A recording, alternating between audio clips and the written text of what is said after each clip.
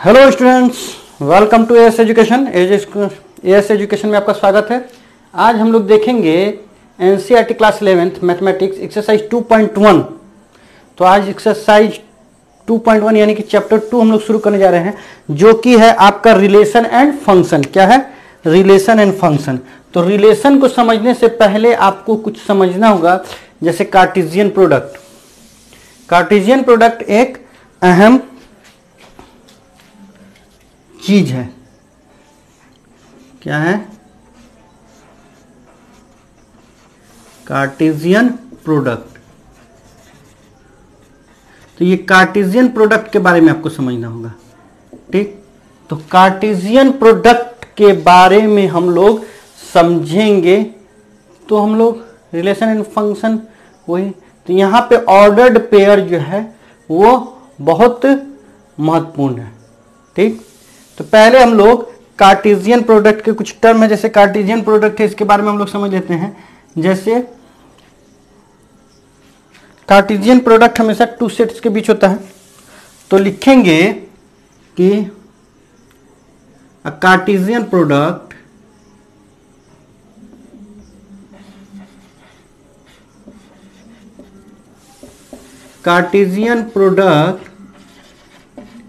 Between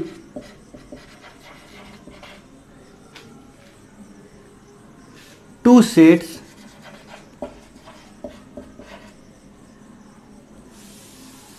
are is A B such that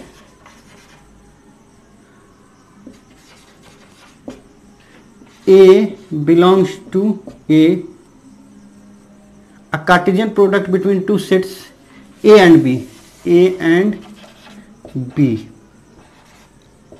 such that A belongs to A and B belongs to B, ठीक। तो Cartesian product जो होता है, Cartesian product between two set is A B such that A belongs to A and B belongs to B. यानी इस तरीके से एक अरेंजमेंट होता है ना एलिमेंट्स का, जिसमें कि पहला एलिमेंट्स ऑर्डर्ड पेयर, इसको ऑर्डर्ड पेयर बोलेंगे, ठीक है। तो इन ऑर्डर्ड पेयर में पहला एलिमेंट जो होता है वो ए से बिलोंग करे और दूसरा एलिमेंट जो है वो बी से बिलोंग करे, तो इसे कार्टेशियन प्रोडक्ट कहेंगे। क्या कहेंगे? कार्टेशियन प्रोडक्ट कहेंगे हम लोग, ठीक। अब कार्टेशियन प्रोडक्ट कहेंगे और रिलेशन के बारे में फिर जानेंगे। कार्टेशियन प्रोडक्ट तो हम लोग समझ गए। अब जैसे मान लीजिए, अच्छा एग्जाम्पल ही ले लेते हैं, एग्जाम्पल ले लेते हैं कार्टेशियन प्रोडक्ट का। जैसे ए में कोई एलिमेंट है ए बी सी, ठीक। सेट बी में कोई एलिमेंट है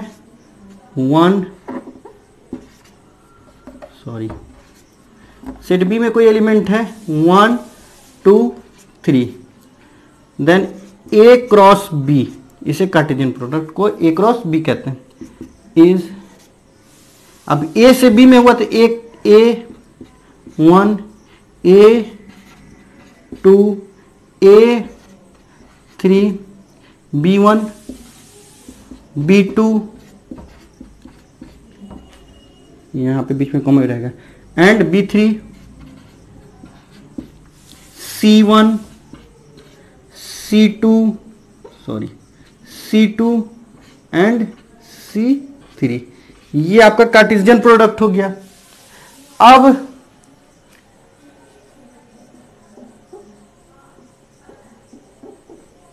ये आपका कार्टेशियन प्रोडक्ट हो गया, ठीक। तो इस तरीके से हमने जाना कि कार्टेशियन प्रोडक्ट होता क्या है। तो इसी कार्टेशियन प्रोडक्ट पर हम रिलेशन का डेफिनेशन देंगे। रिलेशन,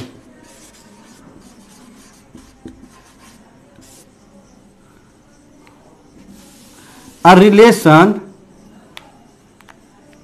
एक minute,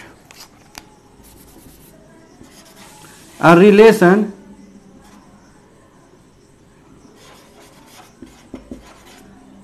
A to B is a relation A to B, A का रिलेशन B से, A to B is the subset of their Cartesian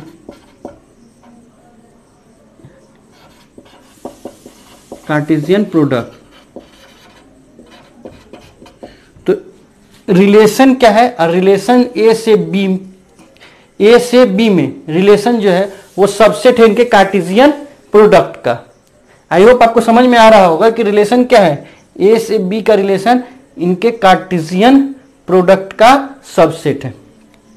अब कार्टेशियन तो रिलेशन कितने हो सकते हैं? तो नंबर ऑफ कार्टेशियन प्रोडक्ट, दो सेट के बीच कितने रिलेशन होते हैं, तो इनके कार्टेशियन प्रोडक्ट जितने होंगे, है ना, तो उतने ही रिलेशन हो सकते हैं, जैसे नंबर ऑफ कार्टेशियन। तो अगर नंबर ऑफ रिलेशन अगर हम जानना चाहें कि कितने रिलेशन होंगे, तो 2 raised to the power n, n यानी कि नंबर होगा, कार्टेशियन प्रोडक्ट में जितने एलिमेंट होंगे वही उतने ही रिलेशन बनेंगे। तो सोच सकते हैं कितने रिलेशन बनेंगे। अगर ये इतना है, 1 2 3 4 5 6 7 8 9 है, तो 2 raised to the power 9, यही ना होगा है। तो 2 2 जा 4 2 जा 8, ऐसे 9 टाइम करेंगे, वो हो जाएगा।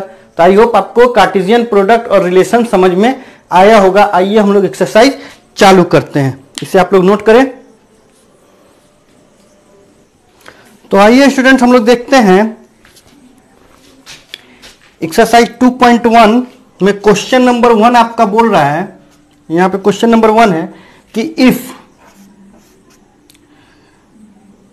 x/3 + 1 and y - 2/3 is equal to 5/3 और 1/3 ये है, तो find the value of x and y।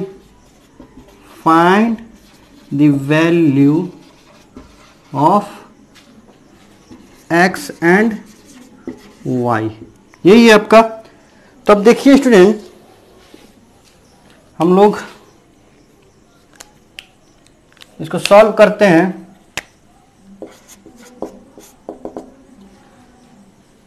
कि देखिए कॉरस्पॉन्डिंग एलिमेंट देखते हैं, है ना, comparing the पॉन्डिंग elements, corresponding elements देखते हैं। तो क्या हमको मिलता है, x/3 + 1 = 5/3 एंड y - 2/3 = 1/3, ये मिलता है। अब देखिए x/3 = 5/3 - 1, because here 1 is in with a plus sign, so when we put it this side, this become -1। अच्छा, एंड y इधर नेगेटिव साइन है, तो जब हम इसको इधर पुट करेंगे तो 1/3 + 2/3 हो जाएगा। ये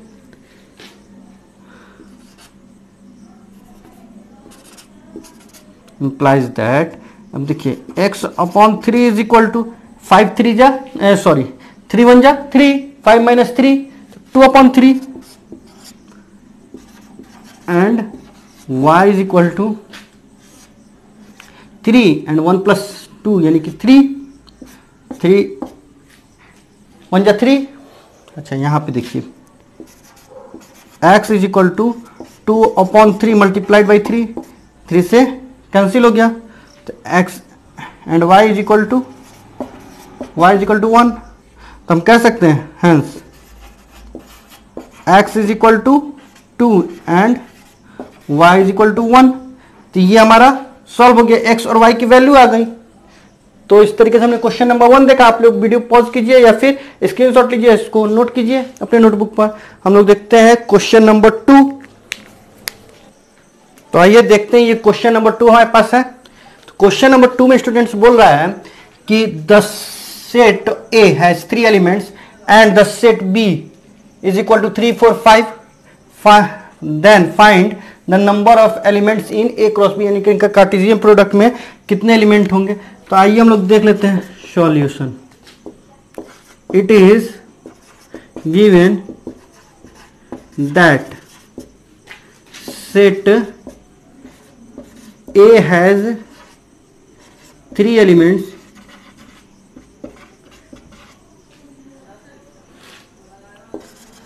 and set B is equal to 3 4 and 5।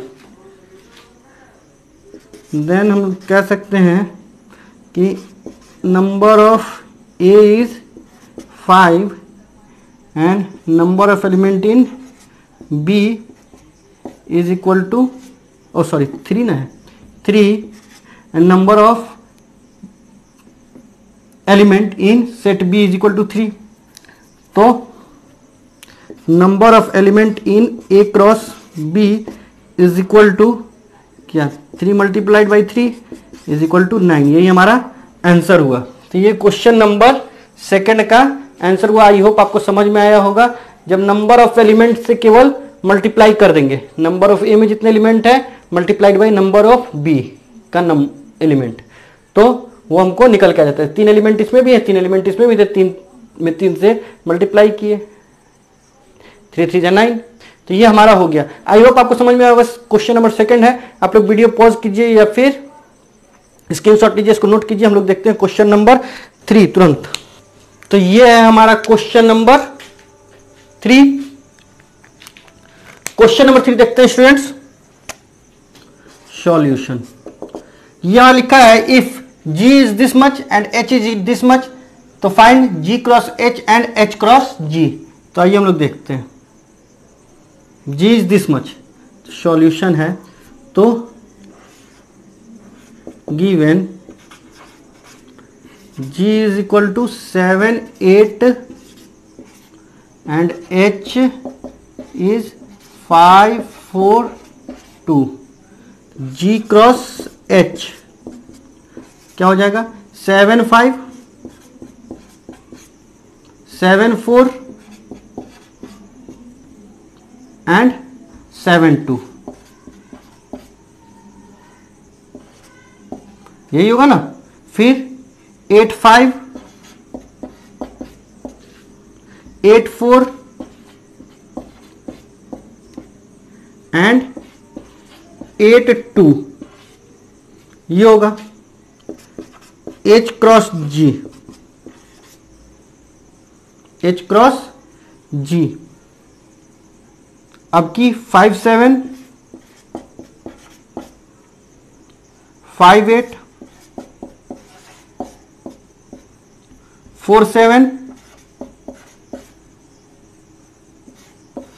4 8, अच्छा 2 7 एंड 2 8, ये होगा। आई होप आपको समझ में आ रहा होगा। यहां पे देखिए एलिमेंट देख लेते हैं। 2 3 जा 6 एलिमेंट होंगे, 1 2 3 4 5 6, और इसमें भी 6 ही एलिमेंट होंगे, चाहे कुछ भी कर दीजिए इधर उधर। 1 2 3 4 5 6। तो आई होप आपको समझ में आ रहा होगा। तो क्वेश्चन नंबर ये था हमारा क्वेश्चन नंबर 3। आप लोग वीडियो पॉज कीजिए या फिर स्क्रीनशॉट लीजिए। हम लोग देखते हैं क्वेश्चन नंबर 4 तुरंत। तो स्टूडेंट ये है हमारा क्वेश्चन नंबर 4। आइए स्टूडेंट हम लोग देखते हैं क्वेश्चन नंबर 4। यहां पे पढ़ते state whether each of the following statements are true और false. If the statement is false rewrite the given statement correctly. If P is equal to Mn and Q is equal to Nm, then P cross Q is equal to Mn और Nm। तो यहाँ पे पहला हम लोग देखते हैं, तो पहला ही हम लोग देखते हैं। तो P is equal to Mn दिया हुआ है, Q is equal to Nm दिया हुआ है, यानी कि 2 एलिमेंट्स यहाँ पे 2 एलिमेंट्स 2 2 जा 4। इनके कार्टेशियन प्रोडक्ट में यानी कि P क्रॉस Q में 4 एलिमेंट होने चाहिए थे, जबकि यहाँ पे 2 एलिमेंट है, तो फॉल्स हो गया। तो 1 नंबर हो गया आपका फॉल्स, फॉल्स हो गया। तो बोल रहा है कि अगर फॉल्स हो तो rewrite the given statement correctly. तो आइए हम लोग P क्रॉस Q लिख दें। P क्रॉस Q लिखने के लिए हमको क्या करना पड़ेगा, M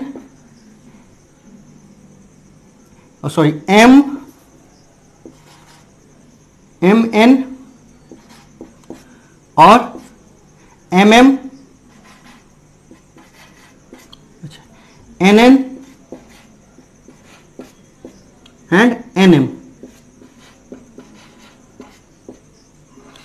ये हो गया। तो इस तरीके से ये हो गया P क्रॉस Q हमारा। अब देखते हैं सेकेंड स्टेटमेंट फॉल्स है या ट्रू है।